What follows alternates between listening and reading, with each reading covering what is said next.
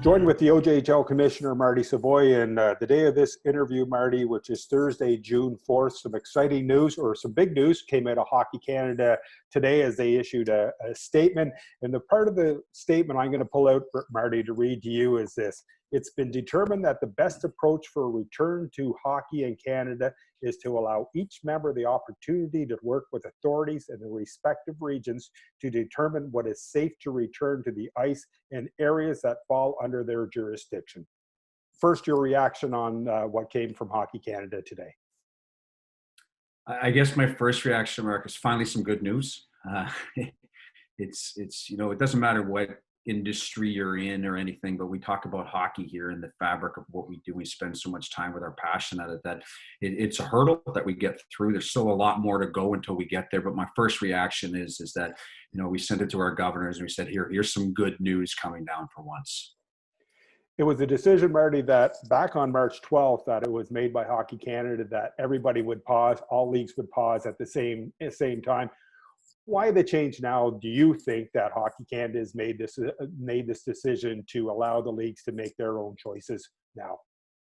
Well, I think what it was, Hockey Canada, when they look at things, they have to look on a macro level what's best for everybody. So whether that's a national team or a junior hockey league or a 6-year-old playing in the initiation program, they got to look out for everyone's best interest. And to shut it down, they had to because of what was coming back from the health organizations. And I still say what the NBA did kind of led the way for all of us. And so I think what they've done now, they have a task group that they've been looking at this from the get-go. They look at everything, that organization, through Scott Smith and Tom Rennie and everybody that are there. And I think dealing with their health organizations and everything that they see now, that for a reopening to happen, it's really going to be the health organizations regionally that say what you can and cannot do. So I believe that what they've done is just eliminated the barrier or a stress point for everybody to say, when your municipality says you can go, we're going to allow you to make sure that there's a structure behind there like we always have. So, Marty, it was March 12th when the announcement was made to officially shut down. And as you stated, it seemed that once the NBA decided to shut down, everybody followed suit very quickly, from the NHL to all other competitive sports across the province. But take us back to that time, Marty, when the discussions were made to shut the league down. You had just finished your first round of the playoffs. The dates were set for the second round of the playoff. So take us back to that, and the discussions were when canceling the rest of the season. Well, it seems like it was a lifetime ago now, Mark, but it was quick. It was.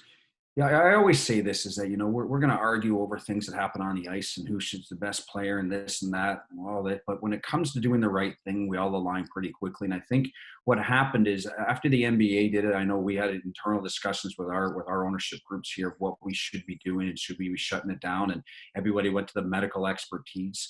And Hockey Canada moved swiftly. We were dealing with a virus that was so unknown. It still is, that we want the safety and health of our players front and foremost. And so when they did it, it came down quickly. It was devastating, to say the least. I coach minor hockey. We had a bunch of girls going for a provincial championship that we couldn't do. We have junior hockey players that are trying to move on to the next level that had to stop doing that. It was devastating, to say the least, but it was the right thing to do. And we all did it together, which I think which helped with the whole process. Since then, what has the league been doing behind the scenes, Marty? And how often are you meeting with the team's governors to discuss what the next steps are? So immediately what happened, our board of directors tasked me to put together a 90-day COVID-19 plan. Part of that plan was the communication with our different levels that we have to deal with. So from our board of directors to our governors to our teams, general managers, we put a communication plan together that we meet weekly anyways with our board of directors. We meet daily with staff, and our governors and GM we do every month, unless we have to jump back on a call. So we've been in constant communication with them. From that group, we've actually developed what we're calling a return to the room and rink committee task group. They're looking at 5 different areas that we're going to be prepared. You see a lot of that in the documentation that came out from Hockey Canada. And so we've been looking at, okay, when we get the tap on the shoulder, this is one of those steps, is that we're going to be asked, what's your plan to go in? We have a lot of great organizations above us, but for us to be comfortable in the OJ to put our players back inside a facility, we want to make sure that we have everything in line for their safety, the safety of our staff and our fans and everything. So we've been working behind the scenes on just that side of it. We've had to look at different schedule scenarios, Mark. We don't know when we're going to be allowed to go back inside the rink. It might be September, December, it could be January. So we've looked at a number of different scenarios of what that schedule will look like. And then the lead up time. I think people are forgetting that this isn't minor hockey. These are high performance athletes that we're dealing with. These young men dedicate everything they do for the advancement of their education, their hockey careers, that they can't go sitting on the shelf for 6 months and then jump and play a game the next day. There's a runway that we talk about that they have to be prepared for.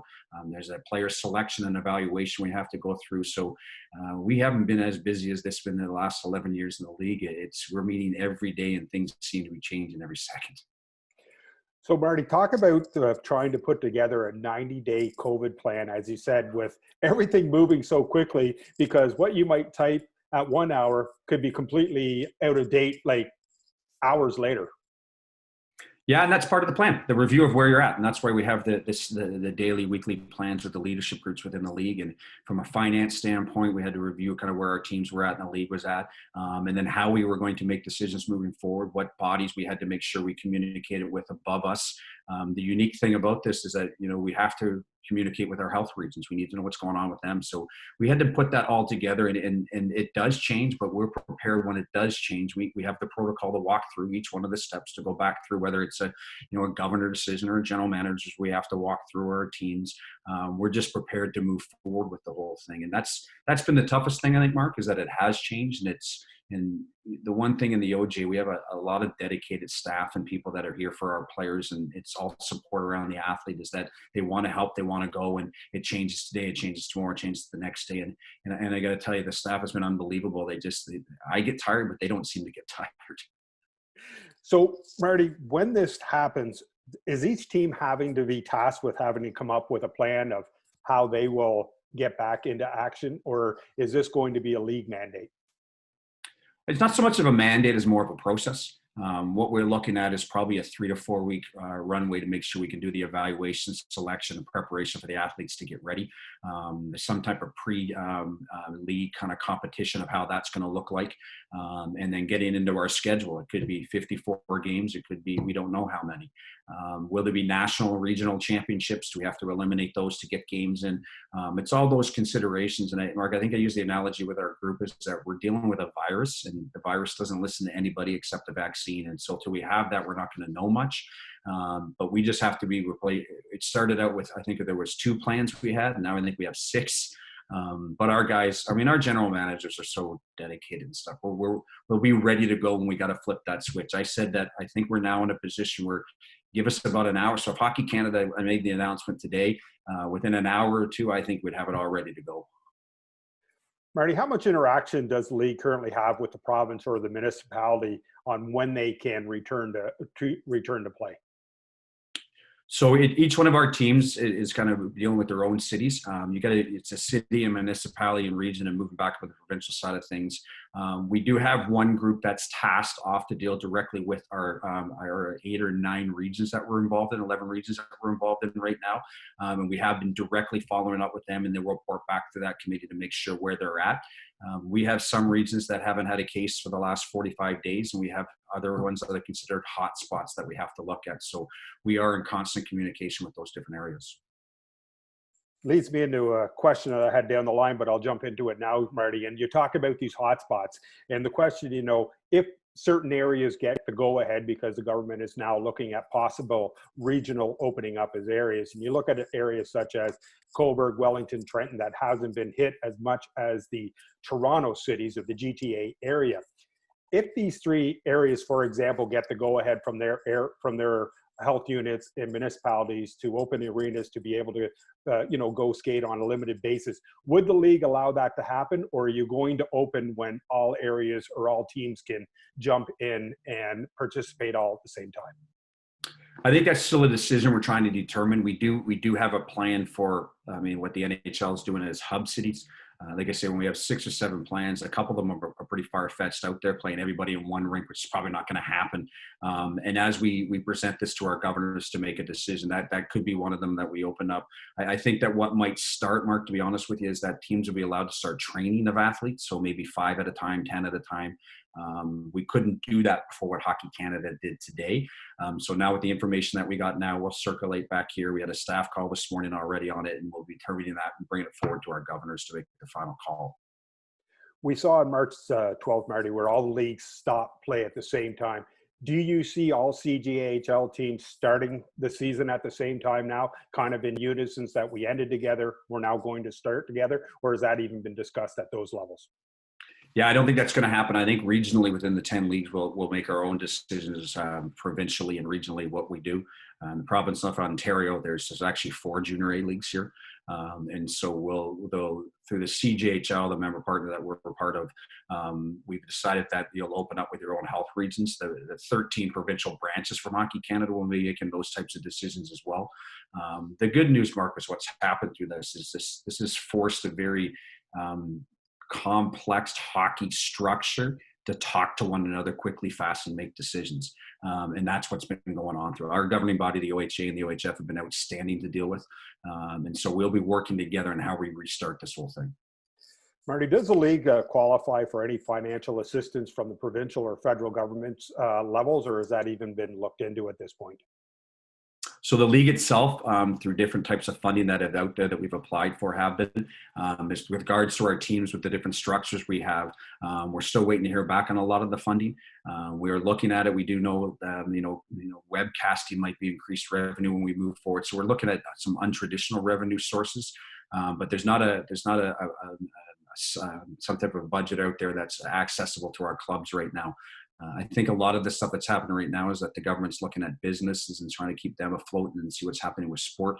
There has been a federal pot of money that they put together, and we're trying to access that as well. But if you can appreciate, there's so many sports trying to access those types of funds. But we have looked into it. We know the impact of shutting down the league, what it was on our teams, and what it will be moving forward. And we're constantly trying to review anything that might pop up here. If and when the league gets the green light, and it is a green light without spectators, can the league move forward with that type of model where there is no fans in the stands? Yeah, we've made a decision that the league will move forward without fans. We might have to help some teams out along the way to be able to do that. If we have 1 or 2 teams that might not be able to go, the majority we will go forward. We've talked about it amongst our governors and our GMs and our directors, is that we look at it this way, Mark, is that, yeah, we're in hockey and we're in this business and all the type of stuff, the fans, but our purpose of our league is to develop young men through hockey. We got to get these kids playing. We got to get them back on the ice so they can start training. They can start chasing their dreams a little bit. And so if it's without fans, well, we're going to have to try to find some funding to help make it work. And how sustainable will that be to some of the cities that rely on fan base and fan support, and also they rely on sponsorships and within the community, which is being hit as well, by businesses that have had to close up during this time, that maybe that money's not going to be available to, to sponsor an OJHL team right now? It's going to be extremely difficult. I think it's going to be really difficult for help. We're going to have to look at our business and look at it a little bit differently. I do know that, the 10 CJHL leagues across the league, there was 2 or 3 that weren't a pay-to-play league. Where they're going that way now to survive. We're not a true pay-to-play in the sense that it's a $350,000 budget we divide by 23. There is a lot of revenues they still have to generate. And we're trying to come up with some creative ways more collectively to try to raise funds. It is going to be a challenge. We're lucky within we have some very dedicated ownership groups that really believe in going back to developing that young man through hockey.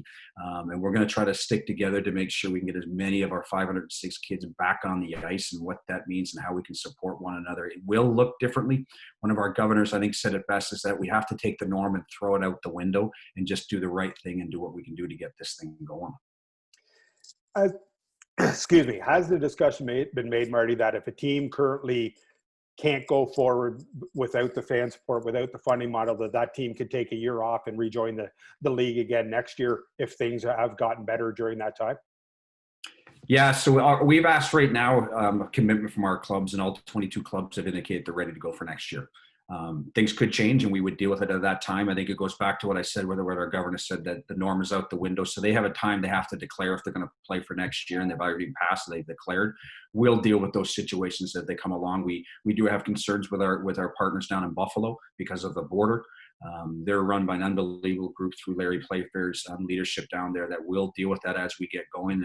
If it's something that doesn't work out, that someone does have to take a lead because of whatever reason, we'll deal with it at that time. But as of right now, we have 22 clubs that are committed to move forward. Never thought about the Buffalo situation. It spurs the question that currently Canada still has that in place, that, you know, someone coming into Canada would, A, they can't cross the border if it's not an emergency, and B, if they do get across, that they have to quarantine for 14 days. So certainly it's that right there in itself is something that people don't think of, that you have to deal with on a basis to see the league go forward.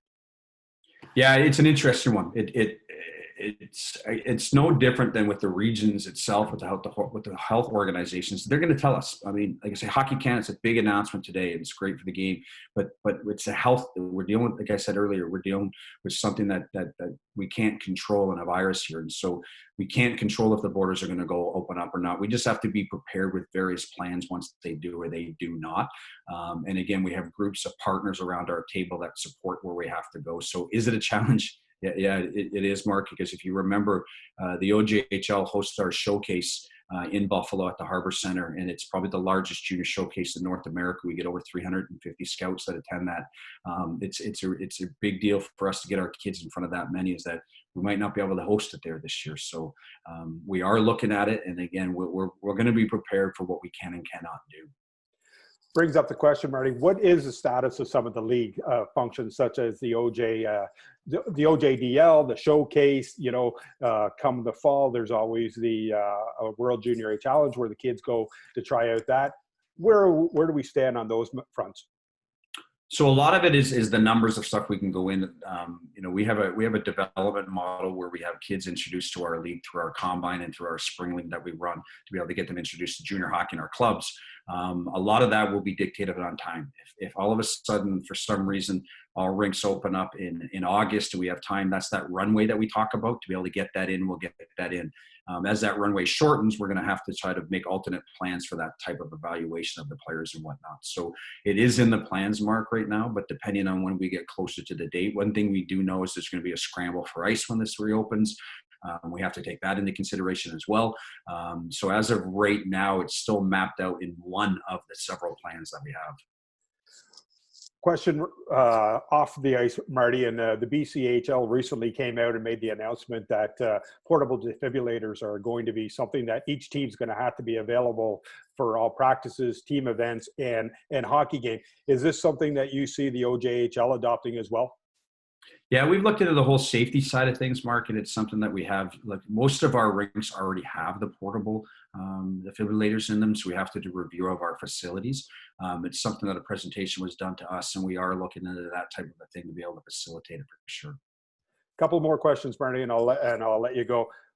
First question is, players and families are going to have to make some tough choices coming this fall as to where they want to send their kid, where they're going to him or her to where they're going to be, you know, feel the safest that their child will be safe. What can you say to those families as the commissioner of the OJHL that you could reassure them that if they come and choose this league, that their child will be safe? It's a great question, Mark. And it's funny, I haven't been asked that yet. And it's what drives everything that we're doing. We're going to be reaching out to some players and some families to see. We need to know what their concerns are. You know, I sit in the ivory tower here as the commissioner of the league, and I can think what their fears are.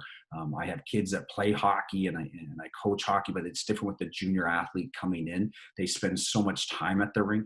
We want to make sure that their safety and their concerns are on the foremost of what we're doing. When we roll out our plan to move forward, we'll make sure that the athletes and the families understand what's happening. That's what we call return to the room. When they drop their athlete on, what's the safety behind that door that's going on, the safety within the rink.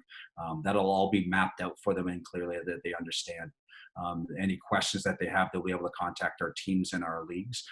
But to be honest with you, that's what's driving 90% of our decisions we're making when we get back into this thing, is that the security of the comfort when they go in. We don't want them stressed out of if it's simple things that and I always say this, is that I didn't know how to wash my hands until this whole thing started. And now I know how to sing happy birthday better than anyone in the world.